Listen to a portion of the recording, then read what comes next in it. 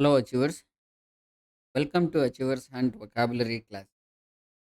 Hindu vocabulary ನಿಮಗೆ ಅತ್ಯಂತ ಅಗತ್ಯ. ಡೈಲಿ ಇಂಗ್ಲಿಷ್ ಜೊತೆಗೆ ನೀವು ಕಾಂಪಿಟೇಟಿವ್ ಎಕ್ಸಾಮ್ಸಿಗೆ ಪ್ರಿಪೇರ್ ಆಗ್ತಾ ಇದ್ದರೆ ಪ್ರತಿಯೊಂದು ಎಕ್ಸಾಮ್ ನಿಮಗೆ ಅತ್ಯಂತ ಅನಿವಾರ್ಯವಾಗಿ ಅಗತ್ಯಬೇಕಾದ ಸಂಗತಿಗಳು. ಇಂಗ್ಲಿಷ್ ಪದಗಳನ್ನು ಕಲಿಯೋದ್ರ ಮೂಲಕ ಅವುಗಳ ಸಿನಾನಿಯಮ್ಸ್, ಆಂಟೋನಿಮ್ಸ್ ನಿಮ್ಮ ಇಂಗ್ಲಿಷ್ ಲ್ಯಾಂಗ್ವೇಜ್ ರಿಚ್ ಆಗುತ್ತೆ ಅಷ್ಟೇ ಅಲ್ಲ, ಆಲೋಚನೆಗಳು ಕೂಡ ಹೆಚ್ಚು ವಿಸ್ತಾರ ಆಗುತ್ತೆ. ಬಹುತೇಕವಾಗಿ ಬ್ಯಾಂಕಿಂಗ್ ಮತ್ತು UPSC ಪರೀಕ್ಷೆ ಹಿತ ಅನುಕೂಲ ಆಗುತ್ತೆ. ನಿಮ್ಮ ಗುರಿ ಮುಟ್ಟಲಿಕ್ಕೆ ಶಕ್ತಿ ಕೊಡುವಂಥ ಕಲೀಲೇಬೇಕು. ಕಲೀರಿ. ಬನ್ನಿ, ಈ ದಿನ ನಾವು ವೊಕ್ಯಾಬ್ಯುಲರಿ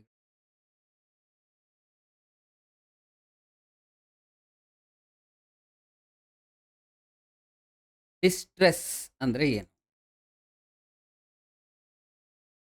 ಡಿಸ್ಟ್ರೆಸ್ ಅಂತಕ್ಕಂಥದ್ದು ಅರ್ಥ ತೊಂದರೆ ಅಥವಾ state of extreme difficulty, suffering ಅಥವಾ ಆಂಗ್ಸೈಟಿ. ಡಿಸ್ಟ್ರೆಸ್ ಕಡು ಕಷ್ಟ ಅಂತ, ತುಂಬ ಯಾತನೆಯನ್ನು ಕಷ್ಟವನ್ನು ಅನುಭವ. ಇಂಗ್ಲೀಷಲ್ಲಿ ಇದಕ್ಕೆ ಇರ್ತಕ್ಕಂಥ ಸಮಾನಾರ್ಥಕ ಪದಗಳು ಹಾರ್ಡ್ಶಿಪ್, ಮಿಸರಿ, ಸಫರಿಂಗ್ ಯಾತನೆ, ಆಂಗ್ವಿಶ್ ವ್ಯಥೆ. ಇಷ್ಟು ಸಮಾನಾರ್ಥಕ ಪದಗಳಾದರೆ ವಿರುದ್ಧ ಪದ ನಾವು ಟೋನಿಯಮ್ಸ್ ಅಂತ, ಅದಕ್ಕೆ ರಿಲೀಫ್. ರಿಲೀಫ್ ಅಂದರೆ ಅಪ್ಪ ಸ್ವಲ್ಪ ರಿಲೀಫ್ ಅನ್ನಿಸ್ತು, ಗಾಳ, ಗಾವು. ಕಂಫರ್ಟ್ ಸ್ವಲ್ಪ ಆರಾಮಾಗಿದೆ, ಕಂಫರ್ಟಬಲ್, ಅದು ಅದಕ್ಕೆ ಆಪೋಸಿಟ್ ಆಗುತ್ತೆ. ಈಸ್ ಸಫಲತೆ, ಡಿಫಿಕಲ್ಟ್ ಏನು ಬರುತ್ತೆ ಈ ಸುಲಭ, ಸುಲಭತೆ, ಸರಳ ಅಂತ. ಡಿಸ್ಟ್ರೆಸ್ಗೆ ನೀವು ಸಾಮಾನ್ಯವಾಗಿ ರಿಲೀಫ್ ಅಂತಾನೆ ಕರೆಕ್ಟಾಗಿ ಅಕ್ಯುರೇಟಾಗಿ ಬರುವಂಥ, ಕಂಫರ್ಟ್ ಅಂತ. ಲಾಸ್ಟ್ ಆಪ್ಷನ್ ನೀವು ಈಸ್. ಇನ್ನು ಇದನ್ನು ಸೆಂಟೆನ್ಸ್ ಫಾರ್ಮೇಷನಲ್ಲಿ ಮಾಡಬೇಕು. The decline of panchayat Raj institution has caused distress among the rural citizen.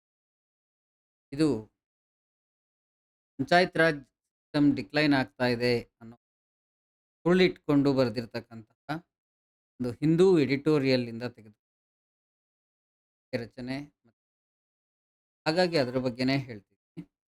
ಇಲ್ಲಿ ಸೆಂಟೆನ್ಸ್ ಫಾರ್ಮೇಷನ್ ಹೇಗೆ ಅಂತ ಹೇಳಿದ್ರೆ, ಪಂಚಾಯತ್ ರಾಜ್ ವ್ಯವಸ್ಥೆ ಸಂಸ್ಥೆ ಕುಸಿತಾ ಇರೋದ್ರಿಂದ ರೂರಲ್ ಸಿಟಿಸನ್ ಏನಿದ್ದಾರೆ, ಗ್ರಾಮೀಣ ಪ್ರದೇಶದ ನಾಗರಿಕರೇನಿದ್ದಾರೆ, ಅವರು ಕಡು ಕಷ್ಟದ ತೊಂದರೆನಲ್ಲಿದ್ದಾರೆ. ಪ್ರಜಾಪ್ರಭುತ್ವದ ಅರ್ಥ ಅವರಿಗೆ ಸರಿಯಾಗಿ ಅನ್ವಯ ಆಗ್ತಾ ಇಲ್ಲ ಹೇಳುವಾಗ ಈ ಪದವನ್ನು. Next devolution. ಇದು ಕೂಡ ನಾವು ಅಧಿಕಾರ ವರ್ಗಾವಣೆಗೆ ಅಥವಾ ವಿಕೇಂದ್ರೀಕರಣಕ್ಕೆ ಡೆವಲ್ಯೂಷನ್ ಅಂತ. ಡಿಸೆಂಟ್ರಲೈಸೇಷನ್ಗೂ ವಿಕೇಂದ್ರೀಕರಣ. ಇಲ್ಲಿ ಈ ಒಂದು ಆರ್ಟಿಕಲ್ನ ಸಂಬಂಧ ಅಧಿಕಾರ ವರ್ಗಾವಣೆ ನಾವು ತಗೊಂಡು, ಇನ್ನು ಈ ಡೆವಲ್ಯೂಷನ್ ಇಂಗ್ಲೀಷಲ್ಲಿ ಮೀನಿಂಗ್ ಏನು ಹೇಳುತ್ತೆ? The transfer of power from central authority to lower authority. ಕೇಂದ್ರೀಕೃತ ಅಧಿಕಾರ ವ್ಯವಸ್ಥೆಯನ್ನು ಡಿಸೆಂಟ್ರಲೈಸ್ ಮಾಡುವಂಥ, ಕೆಳಗಿನ ಅಧಿಕಾರಿಗಳಿಗೆ ಹಂಚಿಕೆ ಮಾಡೋದನ್ನು ನಾವು ಡೆವಲ್ಯೂಷನ್ ಆಫ್ ಪವರ್ಸ್ ಅಂತ ಹೇಳ್ಬೋದು. ಡೆವಲ್ಯೂಷನ್ ಅನ್ನೋದೇ ಪವರ್ನ ಟ್ರಾನ್ಸ್ಫರ್ ಆಗಿರೋದು. ಮತ್ತು ಪುನಃ ಅದನ್ನು ಡೆವಲ್ಯೂಷನ್ ಆಫ್ ಯೂಸ್ ಮಾಡೋ ಅಗತ್ಯ ಇರಲ್ಲ. ಇರ್ತಕ್ಕಂಥ ಸಿನಾನಿಮ್ಸ್ ಅಥವಾ ಸಮಾನಾರ್ಥಕ ಪದಗಳೇನು? ಡೆಲಿಗೇಷನ್ ಸಂಪರ್ಕ ಹಸ್ತಾಂತರ ಅಂತ ಆಗುತ್ತೆ. ಟ್ರಾನ್ಸ್ಫರ್ ವರ್ಗಾವಣೆ, ಡಿಸೆಂಟ್ರಲೈಸೇಷನ್ ವಿಕೇಂದ್ರೀಕರಣ. ಹೇಳ್ತೀವಿ. ಇದಕ್ಕಿರ್ತಕ್ಕಂತಹ ವಿರುದ್ಧ ಪದಗಳೇನು? ಸೆಂಟ್ರಲೈಸೇಷನ್, ಅಧಿಕಾರದ ಕೇಂದ್ರೀಕರಣ, ಎಲ್ಲ ಅಧಿಕಾರವನ್ನು ಒಬ್ಬರೇ ಒಂದು ಕಡೆನೇ ಕೇಂದ್ರೀಕೃತಗೊಳಿಸೋದನ್ನ ಅಕ್ಯುಮುಲೇಷನ್, ಸಂಗ್ರಹ ಮಾಡೋದು. ಇದಕ್ಕೆ example sentence: many states have failed to ensure full devolution of powers to panchayat raj editorial analysis ಹೇಳಿದೆ ನಾನು. ಪಂಚಾಯತ್ ರಾಜ್ ವ್ಯವಸ್ಥೆಯನ್ನು ಸಮರ್ಪಕವಾಗಿ ಅನ್ವಯ ಮಾಡಿರ್ತಕ್ಕಂಥದ್ದು ಕರ್ನಾಟಕ, ಮಹಾರಾಷ್ಟ್ರ ಮತ್ತು ಎಷ್ಟೊಂದು ರಾಜ್ಯಗಳಲ್ಲಿ, ಭಾರತದ ಎಷ್ಟೊಂದು ರಾಜ್ಯಗಳಲ್ಲಿ 20% ಕೂಡ ಅಧಿಕಾರದ ಡೆವಲ್ಯೂಷನ್ ಆಗಿಲ್ಲ, ಡಿಸೆಂಟ್ರಲೈಸ್ ಆಗಿಲ್ಲ ಅಂತ ಈ ಒಂದು. Next marginalise verb. ಏನು?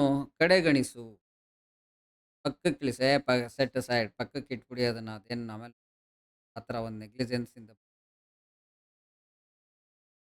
ಇಲ್ಲಿ ಯಾವ ಥರ ಯೂಸ್ ಮಾಡಿದ್ದಾರೆ ಅಂತ ಹೇಳಿದ್ರೆ, ಗ್ರಾಮೀಣ ಅಭಿವೃದ್ಧಿಯನ್ನು ಪಕ್ಕಕ್ಕಿಟ್ಟಿದ್ದಾರೆ, ಕಡೆಗಣಿಸಿದ್ದಾರೆ ಅಂತ ಹೇಳಿದಾಗ ಈ ಪದವನ್ನು. To treat a person, group or issue as unimportant ಅಥವಾ ಏನಷ್ಟು ಪ್ರಮುಖ ಅಲ್ಲ, ಅದನ್ನು ಪಕ್ಕಕ್ಕಿಡಿ ಆಮೇಲೆ ನೋಡ್ಕೊಳ್ಳೋಣ ಇರುತ್ತಾ, ಅದಕ್ಕೆ ಮಾರ್ಜಿನಲೈಸ್ ಅಂತ ಹೇಳ್ತಾರೆ. ಸಮಾನಾರ್ಥಕ ಪದಗಳೇನು? ಎಕ್ಸ್ಕ್ಲೂಡ್, ಇಗ್ನೋರ್, ಕಡೆಗಣಿಸು. ಅಂಡರ್ ಎಸ್ಟಿಮೇಟ್ ಅಂತ ಹೇಳಿದ್ರೆ ಅದಕ್ಕೆ ಎಷ್ಟು ತೂಕ ಇರುತ್ತೋ ಅದಕ್ಕಿಂತ ಕಡಿಮೆ ನಾವು ಅಂದಾಜು ಮಾಡುವಂಥದ್ದು. ತೂಕ ಅಂದರೆ ತೂಕ ಅಂತಲೇ ತಗೋಬಾರ್ದು. ವ್ಯಕ್ತಿತ್ವ ಇರ್ಬೋದು, ಅಥವಾ ಒಂದು ಘಟನೆಯ ಪರಿಣಾಮ ಇರ್ಬೋದು, ಅಥವಾ ಅದೆಷ್ಟು ಇಂಪಾರ್ಟೆಂಟ್ ಅನ್ನೋದನ್ನ ಇರ್ಬೋದು. ಅದು ಎಷ್ಟು ಮೆಜರ್ ಮಾಡಬೇಕೋ, ಎಷ್ಟು ಇಂಪಾರ್ಟೆನ್ಸ್ ಕೊಡಬೇಕು, ಅದಕ್ಕಿಂತ ಕಡಿಮೆ ಕೊಡೋದನ್ನ ಅಂಡರ್ ಎಸ್ಟಿಮೇಟ್ ಅಂತ ಹೇಳ್ಬೋದು. ಇದಕ್ಕೆ ವಿರುದ್ಧ ಪದಗಳು: ಇನ್ಕ್ಲೂಡ್, ಒಳಗೊಳ್ಳಿಸು; ಎಂಪವರ್, ಸಬಲಗೊಳಿಸು; ರೆಕಗ್ನೈಸ್, ಗುರುತಿಸು. ಇಲ್ಲಿ ನೆಗ್ಲೆಕ್ಟ್ ಮಾಡು, ಇಲ್ಲಿ ಗುರುತಿಸು, ಆ ಥರ. ಇನ್ನು ಸೆಂಟೆನ್ಸ್ ಫಾರ್ಮೇಷನ್ ಯಾವ ಥರ ಮಾಡ್ಬೋದು? Many Panchayat Raj institutions feel marginalised due to excessive bureaucratic control. Panchayat Raj ಸಿಸ್ಟಮಿಂದ ಸ್ಥಳೀಯ ಸರ್ಕಾರಗಳ ರಚನೆಯನ್ನು ಮಾಡಿದ್ರೂ ಕೂಡ ಹೆಚ್ಚಿನ ಅಧಿಕಾರ ಸರ್ಕಾರದ ಅಧಿಕಾರಿಗಳಲ್ಲೇ ಇರೋದ್ರಿಂದ, ಬ್ಯೂರೋಕ್ರೆಟಿಕ್ ಕಂಟ್ರೋಲ್ ಅವರ ಹಿಡಿತದಲ್ಲೇ ಇರೋದ್ರಿಂದ, ಎಷ್ಟೊಂದು ಹಲವು ಪಂಚಾಯತ್ ರಾಜ್ ಸಂಸ್ಥೆಗಳು ಕಡೆಗಣಿಸಲ್ಪಟ್ಟಿವೆ ಅಂತ ಹೇಳುವಾಗ ಈ ಪದವನ್ನು ಬಳಸಲಾಗಿದೆ. ನೀವು ಕೂಡ ನಿಮ್ಮ ಓನ್ ಸೆಂಟೆನ್ಸ್ ಮಾಡಬಹುದು. ನೆಕ್ಸ್ಟ್ ಗ್ರೀವಿಯನ್ಸ್, ಅವನಿದು. ಏನು ಗ್ರೀವಿಯನ್ಸ್ ಅಂದರೆ, ನೀವು ನಮ್ಮ 0 to Hero English grammar course, foundation course,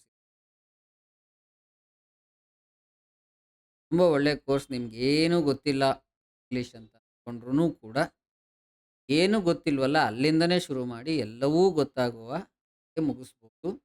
ಅಷ್ಟು ಒಳ್ಳೆಯ ಕೋರ್ಸ್, ತುಂಬ ಕಡಿಮೆ ಹಣಕ್ಕಿದೆ. ನೀವು ನೋಡ್ಬೋದು, ಜಾಯ್ನ್ ಆಗಿ. ಗ್ರೀವಿಯನ್ಸ್ ಅಂದರೆ ದೂರು, ಗ್ರೀವಿಯನ್ಸ್ ಸೆಲ್ ಅಂತ ಕೇಳಿರ್ತೀರ, ಅಥವಾ ಅಸಮಾಧಾನ. ಸಮಾಧಾನ ಇದ್ದಾಗಲೇ ದೂರು ಕೊಡುವಂಥದ್ದು, ಕಂಪ್ಲೇಂಟ್. ಇಂಗ್ಲಿಷ್ ಮೀನಿಂಗ್ ಏನು? A complaint about a real or imagined wrong. ತಪ್ಪು ಆಗಿರಬಹುದಾದಂಥದ್ರ ಬಗ್ಗೆ ದೂರು ಕೊಡುವಂಥದ್ದು, ಅಥವಾ ಆಗ್ಬಿಡುತ್ತೆ, ಆಗಿದೆ ಅನ್ಕೊಂಡು ದೂರು. ಗ್ರೀವಿಯನ್ಸ್. ಸಮಾನಾರ್ಥಕ ಪದ: ಕಂಪ್ಲೇಂಟ್, ಡಿಸ್ಕಂಟೆಂಟ್, ಅಬ್ಜೆಕ್ಷನ್. ದೂರು, ಡಿಸ್ಕಂಟೆಂಟ್ ಅಂದರೆ ಸಂತೋಷ, ಇಲ್ಲ ನನಗದು ಇಷ್ಟ ಆಗ್ತಿಲ್ಲ. ಅಬ್ಜೆಕ್ಷನ್, ಇದನ್ನು ನಾನು ಒಪ್ಪಲ್ಲ, ಇದಾಗಲ್ಲ, ಈ ಥರ ಆಗಲ್ಲ ಅನ್ನೋ ಫೀಲಿಂಗ್ ಬರುತ್ತಲ್ಲ. ಆಂಟೋನಿಯಮ್ಸ್ಗೆ ಕನ್ನಡ ವಿರುದ್ಧ ಪದಗಳು: ಸ್ಯಾಟಿಸ್ಫ್ಯಾಕ್ಷನ್, ಇಲ್ಲಪ್ಪ ಈ ನಂಗೆ ತೃಪ್ತಿ ಇದೆ. ಅಪ್ರೂವಲ್, ಆಗಲಿ ಇದಾಗಲಿ ಅದು. Example sentence: panchayat systems should act as A grievance redressal mechanism for rural. Panchayat Raj ವ್ಯವಸ್ಥೆ ಅಂತಕ್ಕಂಥದ್ದು ದೂರುಗಳನ್ನು ಪರಿಹರಿಸುವಂತಹ ಒಂದು ಮೆಕ್ಯಾನಿಸಮ್ ಆಗಿರಬೇಕು, ಒಂದು ವ್ಯವಸ್ಥೆ ಆಗಿರಬೇಕು. ಗ್ರಾಮೀಣ ಪದವನ್ನ ವಾಕ್ಯದಲ್ಲಿ ರಿಸೈಲೆನ್ಸ್ ಅವನಿದು ಸೈಲೆನ್ಸ್ ಅಂತ ಹೇಳಿದ್ರೆ ರಿಸಿಲಿಯನ್ಸ್ ಅಂತಾನೂ ಹೇಳ್ತಾರೆ.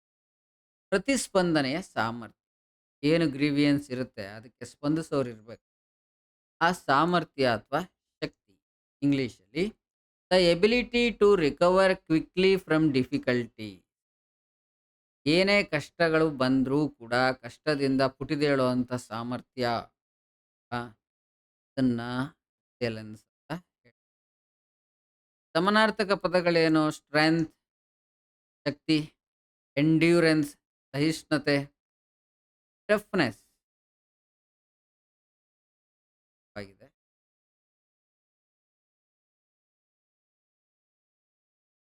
ದೃಢ ಅಂತ. ಆಂಟೋನಿಯಮ್ಸ್ ಏನಿದಕ್ಕೆ ಅಂದ್ರೆ ಕನ್ನಡದ ವಿರುದ್ಧ ಪದಗಳೇನು? ವೀಕ್ನೆಸ್ ದೌರ್ಬಲ್ಯ, ಫ್ರಾಗಿಲಿಟಿ ನಾಜೂಕು. ಎಕ್ಸಾಂಪಲ್ ಸೆಂಟೆನ್ಸ್ ಯಾವ ಥರ ರೆಸೈಲೆನ್ಸ್ ಅನ್ನ ಮಾಡ್ಬೋದು? The resilience of local governance depends on strong financial back.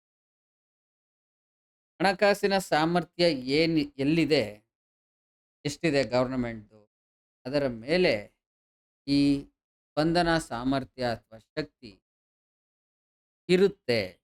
Local self government ಅಥವಾ ಲೋಕಲ್ ಸೆಲ್ಫ್ ಗವರ್ನಮೆಂಟ್‌ಗೆ ಏನೆಲ್ಲ ಯೋಜನೆಗಳನ್ನ ಮಾಡಿದಾರೆ ಅದನ್ನ ಪವರ್‌ನ ಡಿಸೆಂಟ್ರಲೈಸೇಷನ್ ಮಾಡ್ಬೇಕಂತ ಅಂದ್ರೂ ಕೂಡ ಅಲ್ಲಿ ಫೈನಾನ್ಸ್ ಮಾಡ್ತಕ್ಕಂಥ ಬ್ಯಾಕಿಂಗ್ ಶಕ್ತಿ ಇರಬೇಕಾಗುತ್ತೆ ಗವರ್ನಮೆಂಟ್.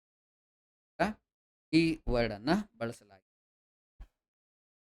ಸೊ ಇನ್ನೂ ಹೆಚ್ಚಿನ ವರ್ಡ್ಸ್‌ಗಳನ್ನ ನಮ್ಮ ಫೌಂಡೇಶನ್ ಕೋರ್ಸ್‌ಗಳಲ್ಲಿ ಜೊತೆಗೆ ನಮ್ಮ ಇ ಬುಕ್ ಆ್ಯಪಲ್ಲಿ ಆ್ಯಪನ್ನು ಡೌನ್ಲೋಡ್ ಮಾಡ್ಕೊಂಡು ಫ್ರೀಯಾಗಿ ಸಿಗುತ್ತೆ. ಅಲ್ಲಿ ಕಲಿಬಹುದು. ಇನ್ನೂ ಹೆಚ್ಚಿನ ಎಕ್ಸಾಂಪಲ್ಸ್ ಮತ್ತು sentence.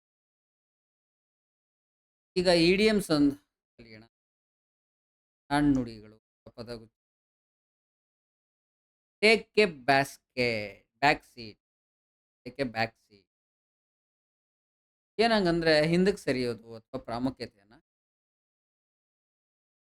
Meaning to withdraw from an active role or become less ಏನು ಮಾಡ್ತಾ ಇದ್ವಿ ಅದರಿಂದ ಹಿಂದೆ ಸರಿಯೋದನ್ನ ಟೇಕ್ ಎ ಬ್ಯಾಕ್ ಸೀಟ್. ಅಥವಾ ಅದು ತುಂಬಾ ಇಂಪಾರ್ಟೆಂಟ್ ಅಲ್ಲ ಅಂತ ಆ ಆ ಪದವನ್ನ ಯೂಸ್ ಮಾಡಿ. ಪ್ರಾಮುಖ್ಯತೆ, ಕಡಿಮೆ ಪ್ರಾಮುಖ್ಯತೆ. Example sentence with increasing urbanisation rural governance seems to take a back seat in policy. ಸರ್ಕಾರ ಪಾಲಿಸಿ ಮೇಕಿಂಗ್‌ನಲ್ಲಿ ಅರ್ಬನೈಸೇಷನ್‌ಗೆ ಹೆಚ್ಚಿನ ಒತ್ತು ಕೊಟ್ಟು ರೂರಲ್ ಗವರ್ಮೆಂಟನ್ನು ಅಥವಾ ಗವರ್ನೆನ್ಸನ್ನು ಗ್ರಾಮೀಣ ಆಡಳಿತವನ್ನು ಹಿಂದಕ್ಕಿಟ್ಟಿದೆ. ಕಡಿಮೆ ಪ್ರಾಮುಖ್ಯತೆ ಈ ಇಡಿಯಮ್ ಅನ್ನ ಯೂಸ್ ಮಾಡಲಾಗಿದೆ. Next at a cross road. ಸಂಕಟದ ಪರಿಸ್ಥಿತಿ, ನಿರ್ಧಾರ ಕೈಗೊಳ್ಳಬೇಕು. ಹೇಗೆ? ಕಷ್ಟದ ಕಾಲ ಅದು ಒಳ್ಳೆಬೇಕು ಡಿಸಿಷನ್. ಬಟ್ ಯಾವ ಡಿಸಿಷನ್ ತೊಗೊಂಡ್ರೂ ಕಷ್ಟ ಅನ್ನೋ ಥರ ಇರುತ್ತೆ. ಅಂಥ ಟೈಮಲ್ಲಿ ಯೂಸ್ ಮಾಡುವಂಥ ವರ್ಡ್ ಅಂತ ಸಿಚುವೇಶನನ್ನು ಎಕ್ಸ್‌ಪ್ಲೈನ್ ಮಾಡಲಿಕ್ಕೆ word at a cross road. Meaning ಏನ್ meaning? A crucial point where an important decision must be made. ನಾವು ನಿರ್ಧಾರ ತೆಗೆದುಕೊಳ್ಳಲೇಬೇಕಾದ ಕಾಲಘಟ್ಟದಲ್ಲಿದ್ದೀವಿ ಅಂತ. Cross road. Sentence example sentence the panchayat Raj system is at a cross roads require urgent reforms for its survive. Panchayat Raj ವ್ಯವಸ್ಥೆ ನಿರ್ಧಾರವನ್ನು ತೆಗೆದುಕೊಳ್ಳಲೇಬೇಕಾದಂತಹ ಒಂದು ಕಾಲಘಟ್ಟದಲ್ಲಿದೆ, ಅದರ ಉಳಿವಿಗಾಗಿ ಅಂತ ಈ ಒಂದು ಪದ. Hold the key. Next hold the key ಅಂದರೆ ಮುಖ್ಯ ಪಾತ್ರ ವಹಿಸುವುದರಲ್ಲಿ ಅನ್ನೋ ಥರ. To be in control of a situation or to have essential role in solving problem. ಸಮಸ್ಯೆಯನ್ನ ಸಾಲ್ವ್ ಮಾಡೋದರಲ್ಲಿ, ಪರಿಹಾರ ಮಾಡೋದರಲ್ಲಿ ಮುಖ್ಯ ಪಾತ್ರ ವಹಿಸುವ ಹೋಲ್ಡ್ ದ ಕೀ ಅಂತ ಹೇಳ್ಬೋದು. The effective devolution of power holds the key to strengthening panchayat Raj system. Panchayat raj ವ್ಯವಸ್ಥೆಯನ್ನ ಅಧಿಕಾರ ವಿಕೇಂದ್ರೀಕರಣವೇ ಉಳಿಸ್ಲಿಕ್ಕೆ ಸಾಧ್ಯ ಅಂತ ಹೇಳಿದಾಗ ರೆವಲ್ಯೂಷನ್ ಅನ್ನುವಂಥದ್ದು ಇದ್ರೆ ಮಾತ್ರ ಈ ಪಂಚಾಯತ್ ರಾಜ್ ವ್ಯವಸ್ಥೆ ಉಳಿಯುತ್ತೆ ಅಂತ ಹೇಳಿದಾಗ ಈ ಒಂದು ಇಡಿಯಂ ಅನ್ನ ಬಳಸಿದರೆ the effective devolution of power holds the key to ಇದೆ ನೋಡಿ, holds the key to strengthen panchayat raj ಅಂತ ಹೇಳು. ನೆಕ್ಸ್ಟು ಲೂಸ್ ಗ್ರೌಂಡ್, ಸ್ಥಾನ ಕಳ್ಕೊಳ್ಳೋದು ಅಥವಾ ಬಲಹೀನ. ಮೀನಿಂಗ್ ಏನು? To become less effective or less influence. ಭಾವಿ ಅಲ್ಲ ಇವಾಗ, ಅದನ್ನ ಹೇಳುವಾಗ ಆ, ದುರ್ಬಲಗೊಳ್ಳೋದನ್ನ ಹೇಳುವಾಗ ಈ ಒಂದು ಇಡಿಯಂ ಅನ್ನ ಬಳಸಲಾಗಿದೆ. ಸೆಂಟೆನ್ಸ್ ಅಲ್ಲಿ ಹೇಗೆ ಬಳಸಬಹುದು? Due to increasing centralisation, local governance is losing ground in India's political framework. ಕೇಂದ್ರದ ಅಧಿಕಾರದ ಕೇಂದ್ರೀಕರಣ ಹೆಚ್ಚಾಗಿ ಸ್ಥಳೀಯ ಆಡಳಿತ ಅನ್ನುವಂಥದ್ದು ಭಾರತದ ರಾಜಕೀಯ ವ್ಯವಸ್ಥೆಯಲ್ಲಿ ದುರ್ಬಲವಾಗ್ತಾ ಇದೆ. ಇದನ್ನ ಬಳಸಲಾಗಿದೆ. The writing on the wall, ಇನ್ನೊಂದು idiom. Writing on the wall ಅಂದ್ರೆ ಸಾವಿನ ಮುನ್ಸೂಚನೆ. ಇದು ಸಾಯುತ್ತೆ ಬಿಡು, ಬರ್ದಿಟ್ಕೊಂಡ್ಬಿಟ್ರು ಸಾಯ್ತಾ ಇದಾವೆ ಅಂತ. ಅರ್ಥ ಏನು? A clear indication that something is going to fail or collapse. ಇದು ಸೋಲುತ್ತೆ, ಇದು ಆಗಲ್ಲ ಅಂತ ಮುಂಚೆನೆ ಮುನ್ಸೂಚನೆಯನ್ನ ಕೊಡುವಂಥದ್ದನ್ನ ರೈಟಿಂಗ್ ಆನ್ ದ ವಾಲ್. ನಾವು ಕನ್ನಡದಲ್ಲಿ ಹೇಳ್ತೀವಲ್ಲ, ಬರೆದಿಟ್ಕೊಂಡ್ಬಿಡು ಇದಾಗಲ್ಲ ಅಂತ. Example, the decline in financial autonomy of panchayat is writing on the wall for rural government. Panchayat raj ವ್ಯವಸ್ಥೆಯಲ್ಲಿ ಸ್ಥಳೀಯ ಸರ್ಕಾರಗಳಿಗೆ ಹಣಕಾಸನ್ನ, ಸ್ವಯಂ ಆಡಳಿತಕ್ಕೆ ಹಣಕಾಸು ಏನು ಸಿಗ್ತಾ ಇತ್ತು ಅದು ಕಡಿಮೆ ಆಗ್ತಾ ಇರೋದನ್ನು ನೋಡಿದ್ರೆ ಸ್ಥಳೀಯ ಸರ್ಕಾರಗಳು ಕೊನೆ ಆಗ್ತವೆ ಅನ್ನುವಂಥದ್ದನ್ನ ಹೇಳುವಾಗ the writing on the wall ಅಂತ ಬಳಸಿದ್ದಾರೆ. Fall by the way side, ಪದಚ್ಯುತಿಯಾಗು ಅಥವಾ ಅಪ್ರಸ್ತುತ, ಅದು ಲೆಕ್ಕಕ್ಕೆ ಇಲ್ಲ ಬಿಡು ಅಂತ ಹೇಳ್ತೀವಲ್ಲ, ಅದನ್ನ ಅಪ್ರಸ್ತುತ ಅಂತ ಹೇಳ್ತಾರೆ. To fail or ignored over time, ಕಾಲಕ್ರಮೇಣ ಅದು ಅಪ್ರಸ್ತುತ ಆಯಿತು, ಕಾಲಕ್ರಮೇಣ ಅದು ತನ್ನ ಅಸ್ತಿತ್ವವನ್ನು ಕಳ್ಕೊಳ್ತು ಅಂತ ಹೇಳುವಾಗ ಈ ಥರ ಇಡಿಯಂ ಅನ್ನ ಹೇಳಲಾಗುತ್ತೆ. ಸೆಂಟೆನ್ಸ್ ಫಾರ್ಮೇಷನ್ ಅಲ್ಲಿ without proper reforms the panchayat Raj system might fall by way side. Panchayat raj ಸಿಸ್ಟಮ್ಗೆ ಇವಾಗ ಸುಧಾರಣೆಯನ್ನ ಮಾಡಲಿಲ್ಲ ಅಂತ ಹೇಳಿದ್ರೆ ಕಾಲಕ್ರಮೇಣ ಇದು ನಾಶ ಆಗೋದ್ರಲ್ಲಿ ಅಥವಾ ಅಳಿಸಿ ಹೋಗೋದ್ರಲ್ಲಿ ಸಂಶಯ ಇಲ್ಲ ಅಂತ ಹೇಳುವಾಗ ಇದನ್ನ ಬಳಸಲಾಗಿದೆ. ಇಷ್ಟು ಗೆಳೆಯರೇ ಈ ದಿನದ ಹಿಂದೂ ವರ್ಡ್ಸ್, ವೊಕ್ಯಾಬುಲರಿ ವರ್ಡ್ಸ್ ಮತ್ತು ಇಡಿಯಮ್ಸ್. ಇದ್ರ ಬಗ್ಗೆ ನೀವು ಇನ್ನೂ ಹೆಚ್ಚು ವರ್ಡ್ಸ್ ಅನ್ನು ಕಲಿಬೇಕು, ಗೇಮ್ಸ್ ಅನ್ನು ಕಲಿಬೇಕು, ನಮ್ಮ ಇ ಬುಕ್ ಆ್ಯಪಲ್ಲಿ ನಿಮಗೆ ಡೌನ್ಲೋಡ್ ಮಾಡ್ಕೊಳ್ಳಿ, ಫ್ರೀಯಾಗಿ ಯೂಸ್. ಇನ್ನು ಕ್ವಿಜ್ನ ನೀವು ಅಟೆಂಡ್ ಮಾಡಲಿಕ್ಕೆ ರೆಡಿ ಇರ್ತೀರಾ? ನೀವು ಹೆಚ್ಚು ಪ್ರಾಕ್ಟೀಸ್ ಬೇಕು, ನೀವು ಮತ್ತಷ್ಟು ಕಲ್ತಿದ್ದೀರಾ, ನೀವು ಯಾವುದೋ ಎಕ್ಸಾಮಿಗೆ ಪ್ರಿಪೇರ್ ಆಗ್ತಿದ್ದೀರಾ, ನೀವು ಇಡಿಯಮ್ಸ್, ಹಿಂದೂ ವೊಕ್ಯಾಬುಲರಿ ಇರ್ಬೋದು, ಇಡಿಯಮ್ಸ್ ಇರ್ಬೋದು, ಅದ್ರ ರಿಲೇಟೆಡ್ ನೀವು ಕ್ವಶನ್ಸ್ಗೆ ಅಟೆಂಡ್ ಮಾಡಲಿಕ್ಕೆ, ಕ್ವಿಜ್ ಅಟೆಂಡ್ ಮಾಡಲಿಕ್ಕೆ ರೆಡಿ ಇದ್ದೀರಾ ಅಂತ ಹೇಳಿದ್ರೆ ಪ್ಲೀಸ್ ನಮ್ಮ ಕ್ವಿಜ್ ಆ್ಯಪನ್ನು ಡೌನ್ಲೋಡ್ ಮಾಡ್ಕೊಳ್ಳಿ. ಅದು ಕೂಡ ಫ್ರೀ ಇದೆ, ಯಾವುದೇ ಅಡ್ವರ್ಟೈಸ್ಮೆಂಟ್ನ ಡಿಸ್ಟರ್ಬೆನ್ಸ್ ಇರಲ್ಲ ನಿಮಗೆ. ನೋಡಿ ನೀವು ಎಷ್ಟು ಕಲ್ತಿದ್ದೀರಾ ಚೆಕ್ ಮಾಡಿ. ನಮ್ಮ zero to hero English grammar ಕೋರ್ಸಿಗೆ ನೀವು ಎಷ್ಟೇ ಡಲ್ಲಿರಿ ಅಥವಾ ನಿಮ್ಗೇನು ಗ್ರಾಮರೇ ಗೊತ್ತಿಲ್ಲ ನನಗೆ ಅನ್ನೋ ಥರ ಇದ್ರೂ ಪರವಾಗಿಲ್ಲ, ನೀವು ಅಲ್ಲಿಂದನೂ ಕೂಡ ಕಲಿಬೋದು. ಕಂಪ್ಲೀಟಾಗಿ ಎಲ್ಲ ತಿಳ್ಕೊಳ್ಳೋವರೆಗೂ ಕಲಿಬೋದು. ಆ ಕೋರ್ಸನ್ನು ಜಾಯ್ನ್ ಆಗಲಿಕ್ಕೆ ನಮ್ಮ achievers.com.ಗೆ ಭೇಟಿ ಕೊಡಿ. ಡಿಸ್ಕ್ರಿಪ್ಷನಲ್ಲಿ ಎಲ್ಲ ಲಿಂಕ್ಸ್ ಇರುತ್ತೆ, ನೀವು ಅದನ್ನು ಯುಟಿಲೈಸ್ ಮಾಡ್ಕೋಬೋದು. ಪುನಃ ನಾಳಿನ ಸಂಪಾದಕೀಯದ ಹೊಸ ಪದಗಳೊಂದಿಗೆ ನಿಮ್ಮ ಪದ ಸಂಪತ್ತನ್ನು ಹೆಚ್ಚಿಸಲಿಕ್ಕೆ till then take care, good day.